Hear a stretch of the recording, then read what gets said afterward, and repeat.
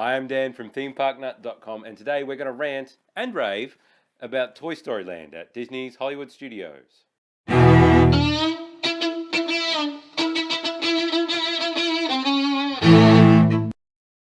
This area is a bit of a mixed bag for me, so let me go through my 3 rants and 3 raves about Toy Story Land. Rant number 1, the name.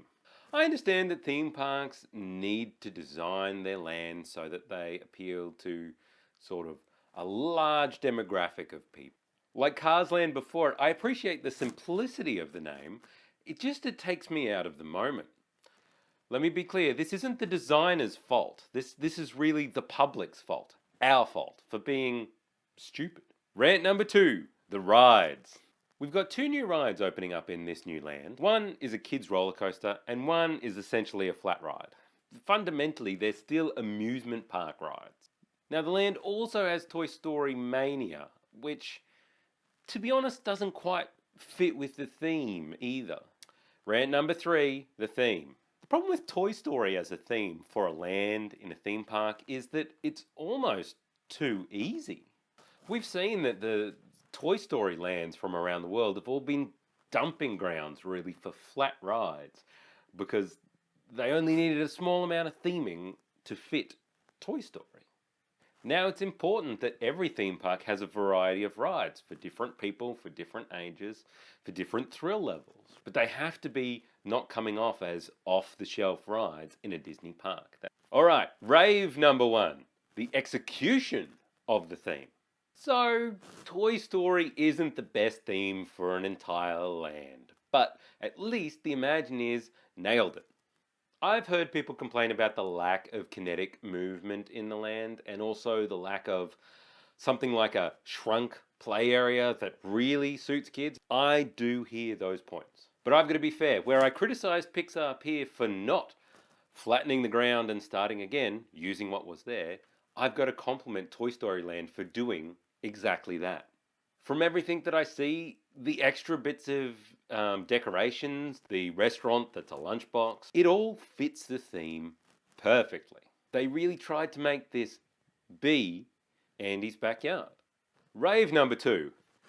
It's better than the others. This isn't the first Toy Story Land that's been built around the world at a Disney park. In fact, it's the 3rd. And if they wanted to, Imagineering could have just dropped what they'd built in those other lands, which were essentially a collection of small flat rides, into this space.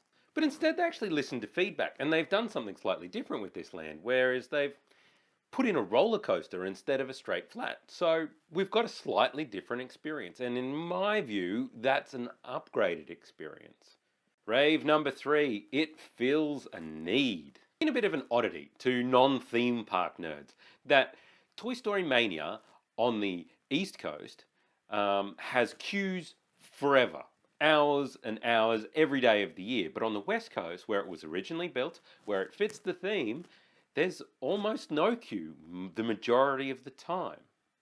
And the reason for that is fairly simple. I mean, there's not a lot else in Disney's Hollywood Studios for the younger age group, which is a large proportion of the people that come to Walt Disney World. This new land, if nothing else, is going to give somewhere for families to go and queue for hours, admittedly, then have a 90-second ride, but still it's going to have some attractions there. Overall, Toy Story Land is a bit of a mixed bag. There are some good things, there are some bad.